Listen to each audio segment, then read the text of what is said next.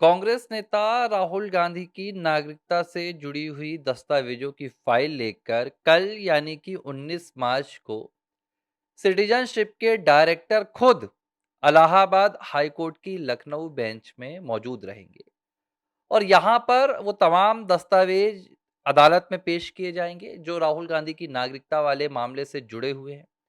इसमें दोनों मुझे लग रहा है कि जो सुनवाई होगी उसमें दो तरह के दस्तावेज होने वाले हैं। एक राहुल गांधी की भारतीय नागरिकता के दस्तावेज होंगे, क्योंकि सिटीजनशिप से जो डिपार्टमेंट है उससे पूछा गया है कि भाई आप राहुल गांधी की नागरिकता वाली फाइल लेकर आइए।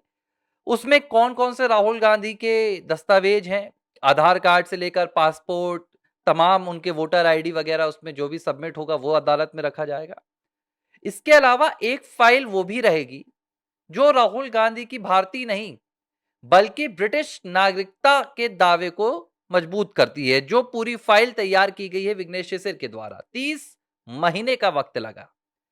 30 महीने से भारतीय जनता पार्टी के कर्नाटक बेंगलुरु के नेता, कार्यकर्ता, अधिवक्ता विग्नेश शिशिर राहुल गांधी की नागरिकता के मामले को अदालत में उठा रहे थे और अब यह मामला अपने अंतिम पड़ाव पर आ गया है। जो बीती सुनवाई हुई थी 9 मार्च को, उस सुनवाई में पहली बार अदालत ने यह आदेश दिया कि भाई ये फाइल जो है राहुल गांधी की नागरिकता से जुड़ी हुई, ये जो पूरा हड़कंप है, जो पूरा बवाल है, उसे अब लेकर आया जाए। जज साहब खुद देखेंगे कि राहुल गांधी के जो दस्तावेज हैं भारतीय नागरिकता से जुड़े हुए, वो जो सबूत पेश किए गए हैं ब्रिटिश नागरिकता से जुड़े हुए, वो कितने मेल खाते हैं, उनमें क्या अंतर है और क्या वाकई में राहुल गांधी ने एक साथ दो देशों की नागरिकता ले रखी है। इसका फैसला 19 मार्च को होने वाला है। विग्नेश शिशिर ने 30 महीनों में शायद ही, मुझे ऐसा लग रहा है कि कोई भी मौका छोड़ा हो या कोई भी दस्तावेज या कोई भी सबूत जुटाने में उन्होंने कहीं भी नरमी बरती हो, बावजूद इसके अब तक फैसला नहीं आ पाया था। आखिरी बार उन्होंने जबरदस्त तरीके से बहस की एमपी एमएलए कोर्ट लखनऊ में की थी और 28 जनवरी को इस पर फैसला भी आया। और जब फैसला आने वाला था तो विग्नेश शिशिर की मुझसे बात हो रही थी और वो आश्वस्त थे। उन्होंने मुझसे कहा था कि जिस तरह से सुनवाई हुई है, जिस तरह से हमने दस्तावेज रखे हैं और सुनवाई के दौरान कहीं भी किसी भी तरह से जो मजिस्ट्रेट वहां थे आलोक वर्मा, उन्होंने कोई ऐतराज नहीं जताया था कि नहीं इस तरह के दस्तावेज मान्य नहीं है या ये स्वीकार नहीं किए जाएंगे, सब कुछ लिया गया। उनका कहना था कि 28 जनवरी को राहुल गांधी पर एफआईआर दर्ज हो जाएगी।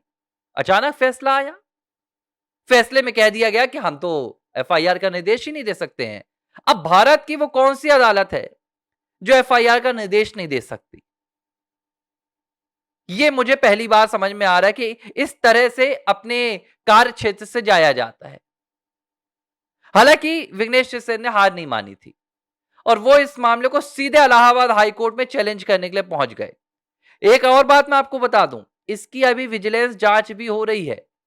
इस पूरे मामले को chief justice of Allahabad high court के पास भी भेजा गया था, विजिलेंस के पास भी भेजा गया था, जिसमें विग्नेश शिवसेना ने कहा कि यह फैसला निष्पक्ष नहीं सुनाया गया है, इस पर कहीं ना कहीं साठगांठ हुई है, कहीं ना कहीं सौदेबाजी हुई है।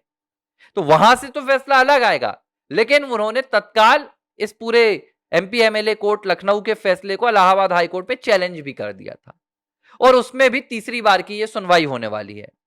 19 मार्च को एक बहुत अहम फाइल जो सिटीजनशिप विंग से आएगी, उस फाइल को देखने के बाद राहुल गांधी के खिलाफ एफआईआर के निर्देश दिए जा सकते हैं।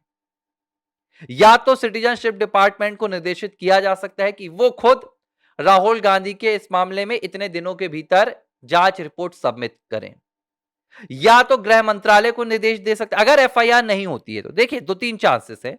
जो अदालती कार्रवाई होती है वो इस तरह से होती है कि अदालत पहले देखती है कि इसके लिए कौन सा विभाग रिस्पॉन्सिबल होता है, ये किस विभाग की ड्यूटी है, तो इसलिए किसी तरह का कॉन्ट्रडिक्शन नहीं होना चाहिए विभागों के बीच में। अगर इन विभागों ने जांच नहीं की है, रिपोर्ट प्रस्तुत नहीं की है, लापरवाही की है, तब अदालत खुद से ये सीधे तौर पर निर्देश देता है कि हां एफआईआर अब आप इस मामले में करो, पुलिस जांच करेगी। पहली जिम्मेदारी जो बनती है वो पुलिस की नहीं बनती है कि राहुल गांधी की नागरिकता की जांच की करे। पहली जिम्मेदारी वो होम मिनिस्ट्री की बनती है, सिटीजनशिप विंग की बनती है, फॉरेन डिपार्टमेंट की बनती है। लेकिन यहां मामला दूसरा है। राहुल गांधी एक सांसद हैं, राहुल गांधी 22 सालों से लोकसभा के सदस्य हैं। पहले अमेठी से चुनाव लड़ते थे, फिर आपके वायनाड से लड़ा उन्होंने एक बार, और फिर रायबरेली पहुंच गए। हर बार जब उन्होंने अपना हलफनामा दायर किया, उस हलफनामे में राहुल गांधी ने अपने आप को भारतीय सिटीजनशिप का होना बताया, उन्होंने अपने आप को भारतीय नागरिक बताया। यह हलफनामा में था। हर बार उन्होंने बताया कि उनके पास भारतीय पासपोर्ट है और उन्होंने शपथ ली। जब आप ये हलफनामा दायर करते हैं और भविष्य में अगर आपने कुछ भी इस हलफनामे के विपरीत आपके खिलाफ पाया जाता है, तो आप सीधे 420 के अपराधी माने जाते हैं, 420 के आरोपी माने जाते हैं, आप जालसाज माने जाते हैं, आप फ्रॉड माने जाते हैं। इसी फ्रॉड के खिलाफ एफआईआर की मांग हो रही है। एफआईआर की मांग सिटीजनशिप को लेकर नहीं हो रही है। सिटीजनशिप तो रिमूव की जाएगी राहुल गांधी की, उसके लिए अलग मामला लगा हुआ है इलाहाबाद हाईकोर्ट में। उनकी नागरिकता जो छीनी जाएगी वो पुलिस थोड़ी छीन सकती है भाई, वो तो गृह मंत्रालय छीनेगा ना, वो अदालत भी नहीं छीनेगी, गृह मंत्रालय छीनेगा। वो मामला अलग चल रहा है। लेकिन यहां पर जो राहुल गांधी ने देश के साथ फ्रॉड किया, देश की संसद के साथ फ्रॉड किया, मतदाताओं के साथ फ्रॉड किया, संसदीय क्षेत्र के साथ जो फ्रॉड किया, जो आरोप लगाए जा रहे हैं, उस पर एफआईआर की मांग हो रही है। यह एफआईआर का निर्देश तो निचली अदालत भी दे सकती थी, लेकिन निचली अदालत ने ऐसा नहीं किया। अब देखिए, एफआईआर होना मतलब आपको अपराधी साबित करना नहीं होता है। एफआईआर होना मतलब उस मामले में जांच शुरू हो जाना, क्योंकि अब तक यह मामला एक तरफा चल रहा है। एक तरफा मैं क्यों कह रहा हूं? राहुल गांधी का इन्वॉल्वमेंट इस मामले में सामने नहीं आया है। ना तो फॉरेन डिपार्टमेंट, ना तो सिटीजनशिप डिपार्टमेंट, ना तो होम मिनिस्ट्री, ना ईडी, ना सीबीआई, ना कोई अदालत का अब तक नोटिस या समन राहुल गांधी को नहीं मिला है। यह पूरा लड़ाई, पूरा खेल एक तरफ चल रहा है। मुझे समझ में नहीं आ रहा है कि राहुल को छूने में इतना डर क्यों लग रहा है। क्या राहुल गांधी से एक समन भिजवाकर जवाब नहीं मांगा जा सकता था होम मिनिस्ट्री के द्वारा कि देखिए, आपके खिलाफ ये यूके के कैम्ब्रिज यूनिवर्सिटी में राहुल विंची नाम है, ये आपकी वहां की सिटीजनशिप की जो रजिस्टर होती है उसमें नाम है, ये आपका बार्कले अकाउंट है, इस पर आप स्पष्टीकरण दीजिए। राहुल अगर स्वीकारते हैं तो मामला खत्म, वहीं पर राहुल गांधी को जेल। राहुल नहीं स्वीकारते हैं तो भाई जांच होगी, जाके इंग्लैंड में देखा जाएगा, यूके में देखा जाएगा कि ये कितने सही अकाउंट है। जो भी हो देश के सामने आना चाहिए। लेकिन बस एक पूरा नैरेटिव सेट होकर रह जाता है हर बार। कभी कोई पीछे हट जाता है, कभी अदालतें पलट जाती हैं, कभी होम मिनिस्ट्री कार्रवाई नहीं करता। फटकार लगाना पड़ा था इलाहाबाद हाईकोर्ट को, होम मिनिस्ट्री को। वो होम मिनिस्ट्री जो बार बार कहती है कि हम तो राहुल गांधी के खिलाफ एक्शन लेंगे, राहुल गांधी देश विरोधी है, राहुल गांधी भारत विरोधी है।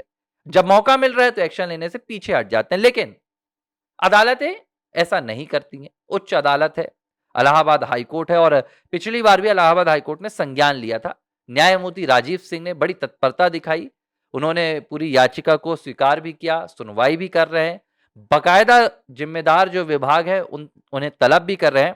उम्मीद है 19 मार्च जो नवरात्रि का पहला दिन है, चैत्र नवरात्रि का, तो हो सकता है ये चैत्र नवरात्रि का पहला दिन राहुल गांधी के लिए बहुत बड़ी मुसीबत लेकर भी आए और राहुल गांधी के राजनीतिक करियर के लिए एक सबसे बड़ा संकट बनकर रह जाए।